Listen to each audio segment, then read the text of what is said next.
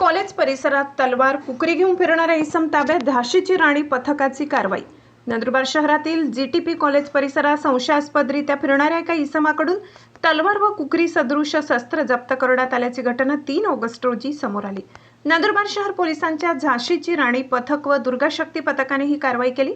महिला व विद्यार्थिनींची सुरक्षितता तसेच सार्वजनिक ठिकाणी कायदा व सुव्यवस्था अबाधित ठेवण्यासाठी नंदुरबार शहर पोलीस ठाण्याअंतर्गत झाशीची राणी पथक व दुर्गा शक्ती पथक कार्यरत आहेत। या पथकाकडून शाळा, महाविद्यालये, बसस्थानके, सार्वजनिक ठिकाणे आणि गर्दीच्या परिसरात साध्या वेशात नियमित गस्त घालण्यात येते। 3 ऑगस्ट रोजी जीटीपी कॉलेज परिसरात गस्तीवर असताना पथकाला एक इसम संशयास्पदरित्या फिरताना आढळून आलाय। पोलिसांनी त्याला ताब्यात घेऊन तपासणी केली असता त्याच्याकडे सोनेरी मूठ असलेली मध्यम आकाराची लोखंडी तलवार तसेच एक कुकरी आढळून आली। पंचासमक्ष दोन्ही शस्त्र जप्त करण्यात आली। पोलिसांनी ताब्यात घेतलेल्या इसमाचे नाव भावेश सुनील नाईक, राहणार नंदुरबार।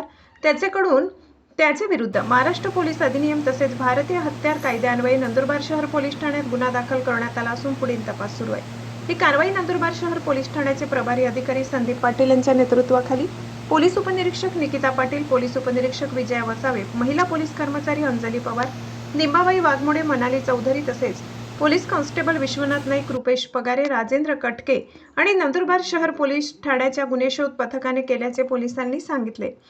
संशयास्पद हालचालींची माहिती देण्याचे पोलिसांचे आवाहन। सार्वजनिक ठिकाणी कोणी बेकायदेशीररित्या शस्त्र बाळगत असल्याचे, संशयास्पद हालचाली करत असल्याचे किंवा कायदा सुव्यवस्थेला बाधा निर्माण करणारी बाब निदर्शनास आल्यास नागरिकांनी तात्काळ जवळच्या पोलीस ठाण्याशी संपर्क साधावा किंवा 112 या आपत्कालीन क्रमांकावर माहिती द्यावी असे आवाहन नंदुरबार शहर पोलिसांनी केले आहे। वीरेंद्र गिरासे, तापी परिसर न्यूज, नंदुरबार।